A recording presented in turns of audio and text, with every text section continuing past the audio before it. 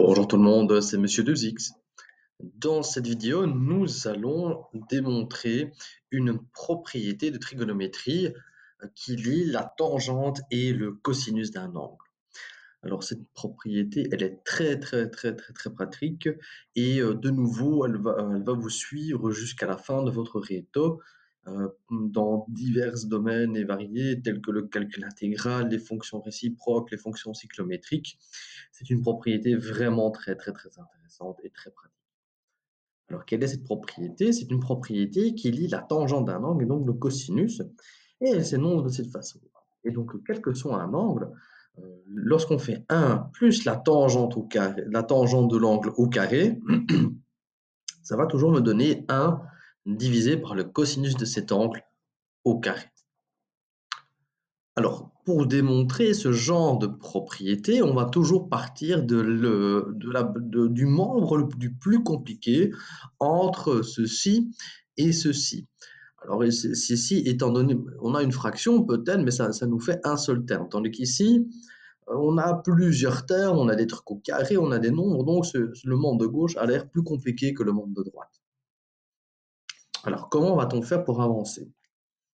Lorsqu'on fait des démonstrations, pardon, j'ai un petit cheveu sur la langue.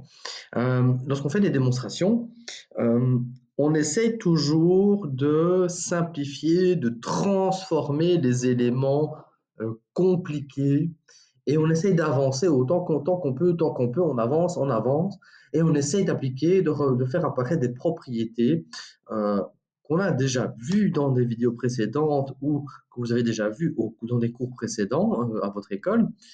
Et ceci va nous aider donc à avancer dans la démonstration afin d'arriver à 1 sur cosinus carré. Bon, alors, on doit arriver à une fraction. Ça, c'est le but final. Mais ici, j'ai pas de fraction. Alors, sur quoi est-ce qu'on a du pouvoir? Alors, est-ce qu'on a quelque chose où 1 pourrait être utile? Non, 1, c'est 1, donc on ne sait pas faire grand-chose avec. Bon, on a l'addition, ok, on fait une addition. Alors, la tangente. Alors, on a déjà vu de nombreuses propriétés au niveau de la tangente. Est-ce qu'on ne pourrait pas éventuellement utiliser l'une d'elles? Et si on repense au fait qu'on veuille faire apparaître une fraction, eh bien oui, il y en a une où la tangente peut être transformée sous forme de fraction. Alors, on a vu une propriété qui stipule que la tangente d'un angle, c'est le sinus de cet angle divisé par le cosinus de cet angle. Et donc, ok, on va utiliser ça. On va remplacer la tangente par sinus sur le cosinus de l'angle dans mon égalité ici. Donc, dans mon expression. Donc, je vais remplacer tangente de l'angle par sinus sur cosinus et je n'oublie pas le carré. Bon, ok. On a remplacé la tangente par une fraction, c'est bien. Alors, quelle est l'étape suivante? Comment pourrait-on avancer? Alors, bon, je remarque que j'ai 1, j'ai toujours ce 1 plus. Pour le moment, on ne sait pas faire, surtout qu'ici, ça a l'air un peu compliqué. Alors, on remarque que j'ai un exposant. J'ai une fraction et j'ai un exposant qui est exposé sur toute la fraction. Alors, est-ce qu'on ne pourrait pas éventuellement utiliser une petite propriété d'exposant, mais pour, en quelque sorte, simplifier l'écriture? Oui, on a déjà vu une telle propriété, on en a déjà utilisé une telle propriété. On peut utiliser la règle des exposants qui dit que lorsque j'applique un exposant sur une fraction, je peux l'appliquer sur le numérateur et sur le dénominateur. Ben, allons-y, appliquons ça. Bon, c'est bien, mais comment pourrait-on avancer? Alors, regardez quand même le côté positif, c'est que là, on a besoin d'obtenir une fraction dont le dénominateur est un cos carré. Et là, on a déjà en quelque sorte une fraction dont le dénominateur est justement cos carré. Vous voyez, on commence à se rapprocher de ce qu'on veut. De nouveau, comparer ce qui est écrit là à ce qui est écrit là. Là, je n'ai qu'une seule fraction, et là, j'ai une fraction et un nombre. Est-ce que ce serait pas éventuellement judicieux de combiner ce nombre et cette fraction, même si je n'ai pas des nombres? La règle, additionner une telle expression, ça ne change rien. Imaginez que vous deviez vous voyez additionner 1 et 2 tiers, par exemple. Lorsque vous faites 1 plus 2 tiers, on met le 1, on écrit ça sous forme de tiers, c'est 3 tiers, et puis on fait notre addition. Mais ici, ça va être la même chose. Ce n'est pas parce qu'on a un truc un peu plus compliqué au dénominateur que la règle change. On peut faire ça, il n'y a pas de souci. Donc, c'est ce qu'on va faire. On va mettre ce 1 sous le même dénominateur, qui est cos carré, mais vu que j'ai 1, je réécris cos carré. Et là, je peux tout mettre sur le même dénominateur et j'obtiens cette expression-là. Alors, OK. Là, j'ai cos carré plus sinus carré. Et ici, j'ai 1. Alors, comment est-ce qu'on pourrait faire apparaître ce 1? Eh bien, on se rappelle la vidéo précédente, la fameuse relation fondamentale. Et qu'est-ce qu'elle racontait, cette relation fondamentale? Elle nous disait que si justement on additionnait le cosinus d'un nombre au carré plus le sinus au carré, ça nous donnait toujours 1.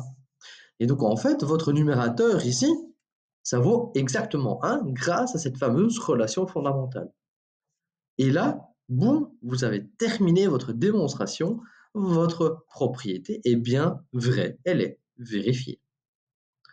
Et donc cette formule, c'est donc une propriété qui va vous permettre de calculer la tangente d'un angle connaissant le cosinus et inversement. Alors, on va appliquer cette propriété sur un exemple.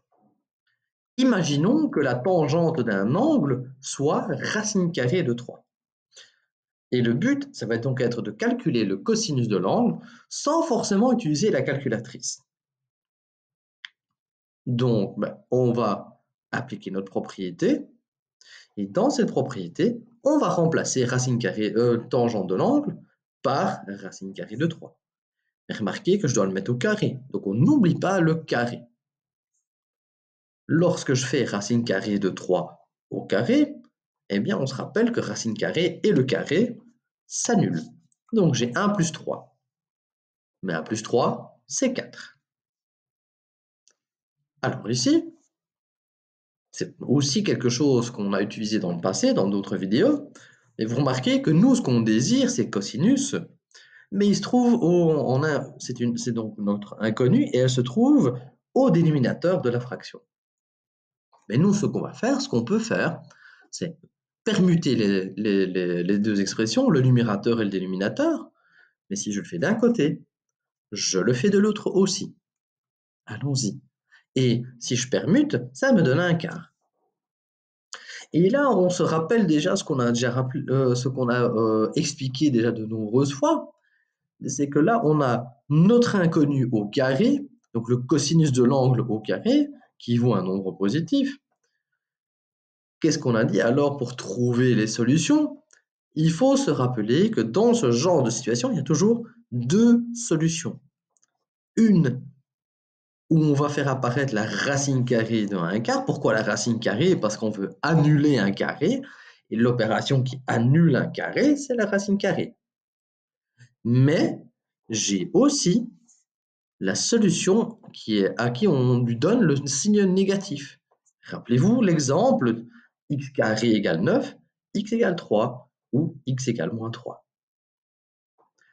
Et de nouveau ici, on n'a pas d'informations supplémentaires sur notre angle, et donc on ne sait pas distinguer quelle solution choisir. Ici, nous sommes obligés d'accepter les deux solutions. Et donc voilà, cette vidéo est terminée. J'espère qu'elle vous a permis de comprendre ce lien entre tangente et cosinus. N'hésitez pas à laisser un commentaire si vous voulez poser une question. Partagez la vidéo si vous estimez qu'elle peut aider quelqu'un à comprendre cette propriété et comment l'utiliser. Et sinon, je vous dis à très bientôt. Au revoir.